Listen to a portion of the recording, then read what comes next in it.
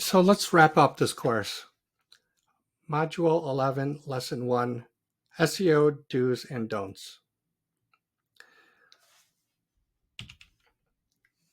SEO Do's. SEO and UX, user experience, go hand in hand. So do make sure your website is user-friendly with clear navigation, fast load times, and it's optimized for mobile devices. Always craft high-quality content. Follow Google Panda, helpful content update, and EAT guidelines, like we originally discussed. Uh, Google likes content that is original, valuable, and addresses user intent and questions. So make sure your content does that. Conduct keyword research. Use SEMrush, Google Keyword Planner, or other keyword tools. You can also use Google Trends, which shows you the trends, because some keywords perform better. For example, like in retail, some keywords are higher on different months, like during Christmas time, during December, and then tapers off in the moving business, and especially in cold places. If you're a truck rental company, you might have slower business during particular times, especially during the cold weather. Always optimize your title tags and meta descriptions. I've seen a lot of websites who don't have a title tag even for the homepage. It just says home.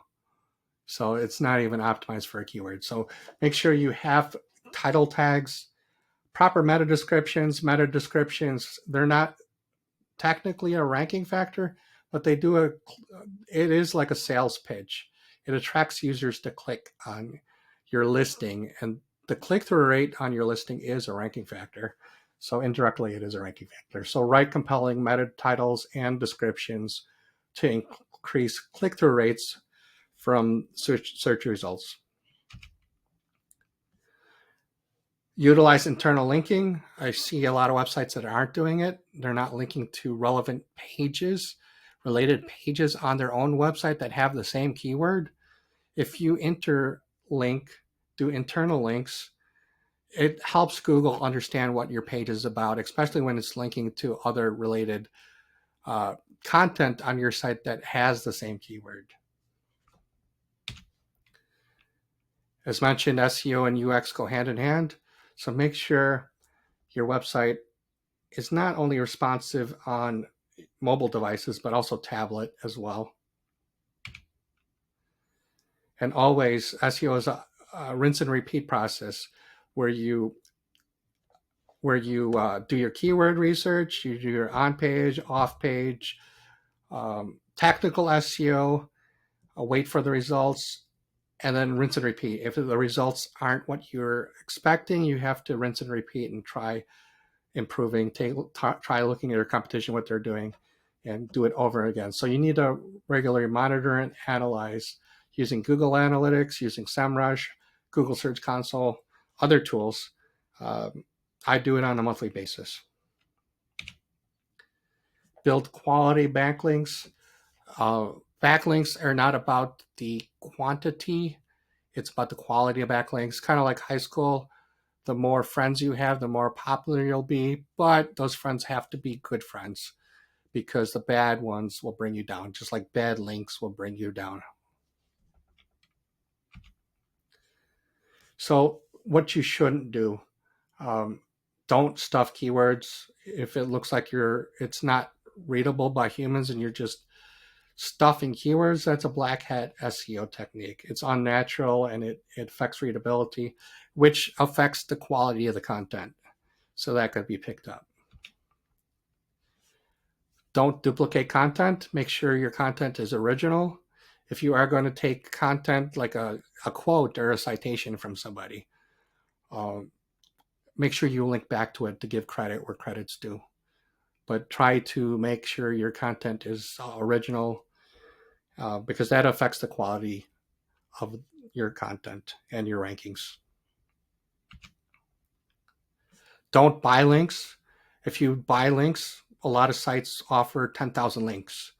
Like I said, those links might not be quality links. It might be toxic links. It might be potentially toxic links. And if you buy 10,000 backlinks in one day, Google's going to detect it and sense that it's unnatural, saying, how did you get all these links all in one day? I mean, it's not possible. So don't buy links because it just can harm you, not help you. Technical SEO, I think, is probably more important than on-page and off-page SEO. Just because if Google can't crawl or index your website, and even though you have the best content and a lot of backlinks, quality backlinks, it's not gonna help, because if there's broken code, if there's things on the back end that are preventing the site from being crawled by crawlers and bots, then it doesn't help you. So don't neglect technical SEO. Don't use irrelevant keywords because it just dilutes your content. Make sure when your content is written, you're focusing on a particular keyword. Target keyword, secondary keyword, they should all be related. Don't try to, I've seen articles where they try to incorporate keywords that aren't really the main focus of the content. So try to be more targeted with your keywords when you're producing content. Another tactic that used to work but doesn't work anymore is trying to hide keywords on your webpage by like making it a white font on a white background. That's black hat SEO technique, and you can get penalized, or you're not even going to rank if you try to do that.